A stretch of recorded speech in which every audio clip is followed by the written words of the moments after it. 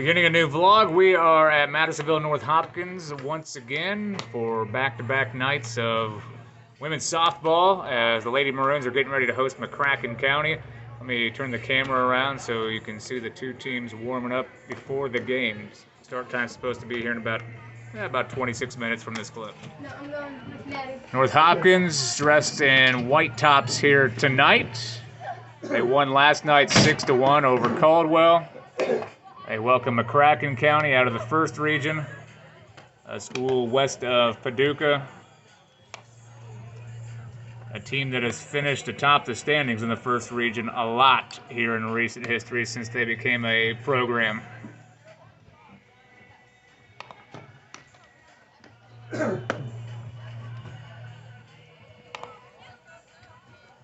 Swung on and will find the gap towards center.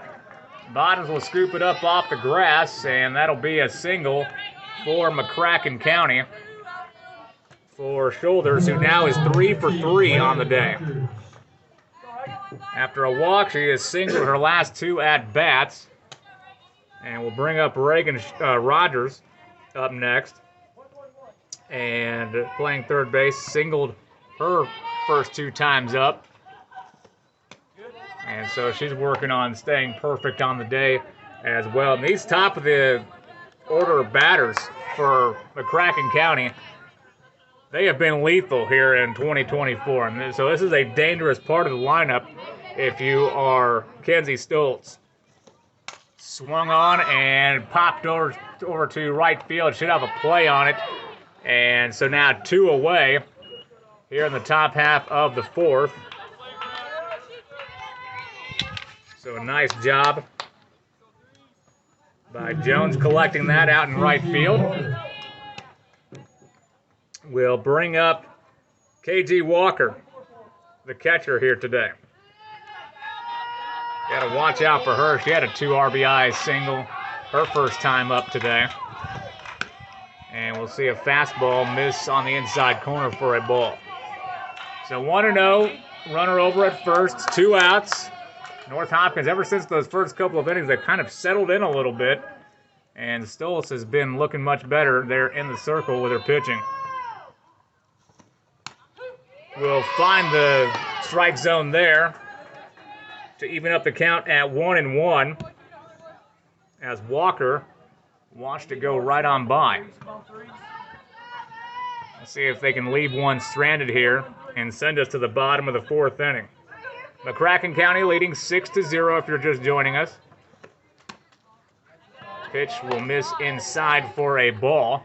Lights are on here at the ballpark on what has been a cloudy afternoon. The sun came out for a while today, and then the clouds started to creep back into the picture later on this afternoon, or earlier this afternoon, I should say. And now we've just been cloudy here permanently, as this one will be blasted out to left field on a fly, and unfortunately unable to bring it in. They're going to try to round third, and in doing so, we'll bring in Ellie Shoulders, who will go home, and then they try a tag attempt over at second. So a RBI double for Rogers, or excuse me, for Walker.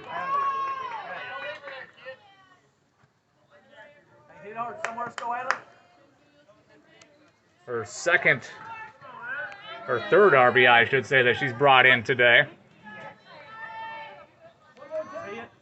Brings up Adley Leidecker, the pitcher, with a runner over at second.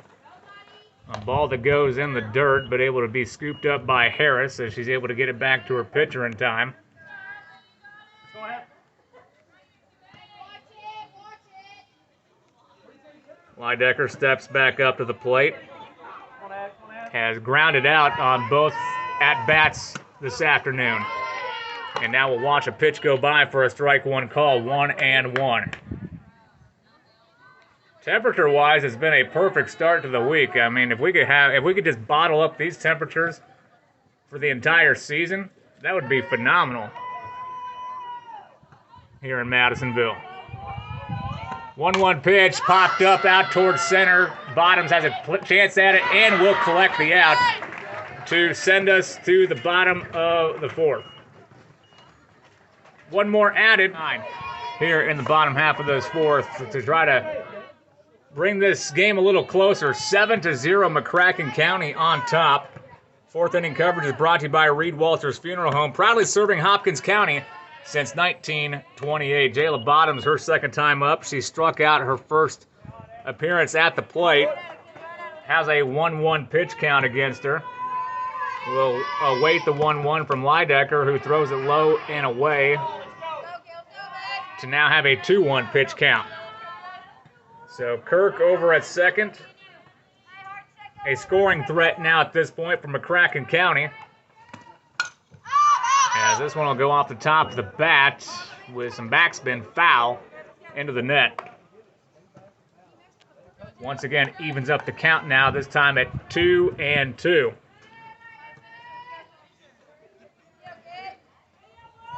Bottoms, one of 3 seventh graders in this order. Fastball misses high and away. Now a full count, 3-2. Bottoms a couple of practice swings. And we'll step back out to the plate, going into attack mode. Swings and misses and goes down swinging for the second time this afternoon. Stoltz popped one out her first time up and will connect here, but will be called a foul. 0-1 against Stoltz. Kirk patiently waiting over there on second. Swing on this one. Stoltz has a lot of backspin. Catch is going to be made out to left field. And so 2 away after that leadoff double from Kirk, who's standing on second base, hands on hips, saying, "Come on, team. I'm ready to come home." Addie Pro, the senior, up next. And we'll hit this one over the net, and we'll hit the roof of the concession barn. Popped up this time out to right field. Should have a play on it, and there is the grab for the third out. For my vlog, because I missed it last night. She hit her first homer of the season, and then she smacks one out to left field to be called for the third out. So now I regret recording this for today's vlog. Story of life in Madisonville, Kentucky. You get close to making it across the railroad tracks until you see the lights blinking. You hear the train off in the distance sometimes where I live. And then you just, you hope that you beat the train before it gets here. And today was not one of those days, unfortunately. And so now we wait for the train before we can continue with the day. There should be a moment where I will insert some clips from some baseball. And if that happens, you will see it right after this. So fast forward a little bit from the last clip, and the games were canceled tonight. Threat of rain here in Western Kentucky. So the game was canceled. And so I think I will have a softball game tomorrow, however. North Hopkins will take on Livingston Central. Should be a good second region softball game. But you can see that weather behind me. The rain as I'm going out for a walk right now. Yeah, that's kind of why the games were canceled, because all the area teams knew there was the threat of rain. And instead of dealing with the potential of having the game start and then having to maybe have a halftime, basically, because the rain will interfere, maybe putting people in danger with a thunderstorm, with lightning strikes, they just decided, you know what, we're just going to cancel all the area baseball and softball games today. So it is. It's how it is in 2024. You can never think too far ahead.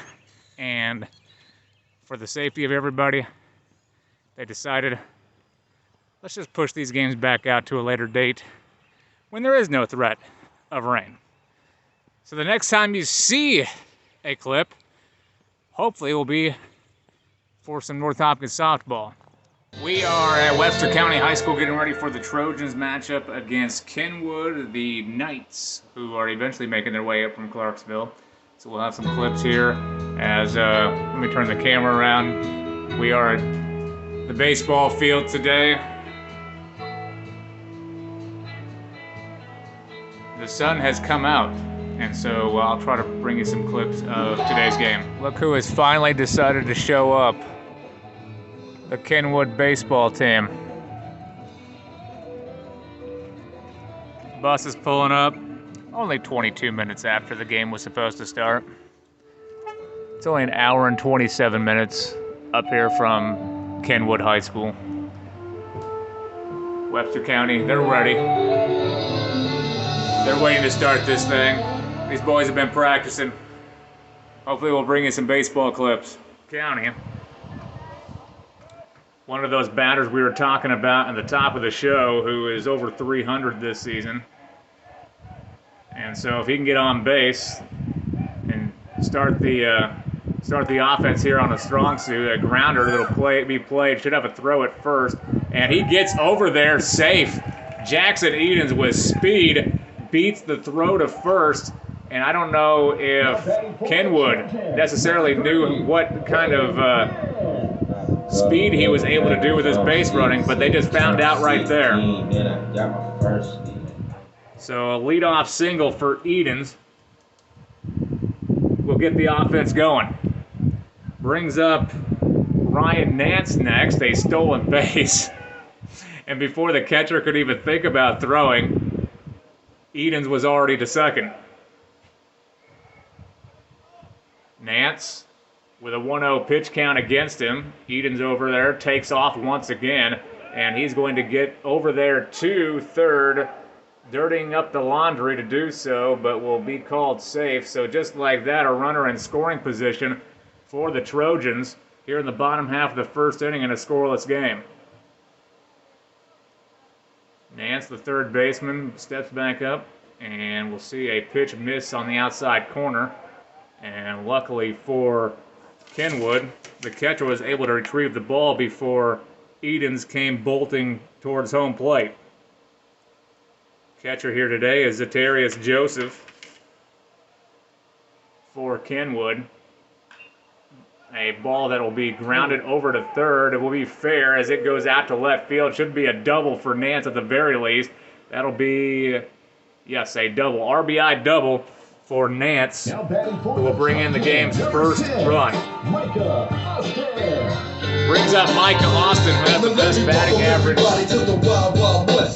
here for Webster County. And I have not looked, but I would have to expect it's one of the best in the second region in total.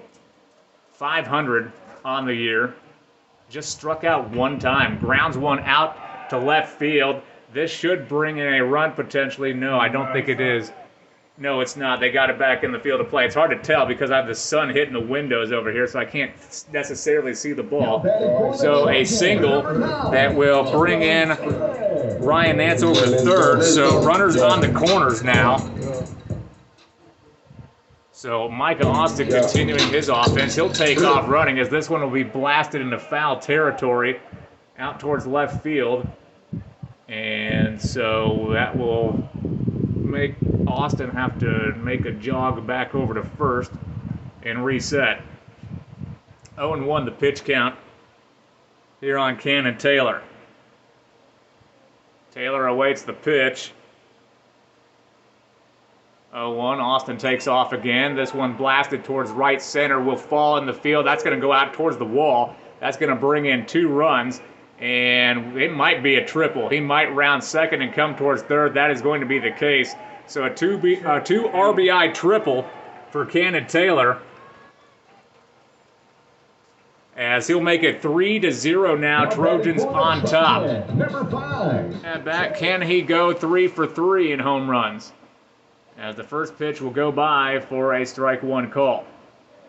One of those that I think he thought about swinging at it, but at the same time he was kind of hesitant in the fact that you're really unsure.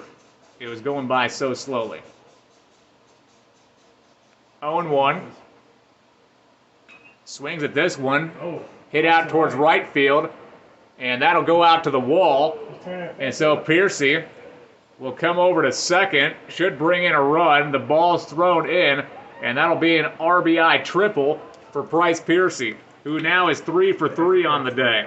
I once again forgot to put a wrap on the vlog. Appreciate you all watching. Webster County ended up winning 26-0. I know that was a lopsided game.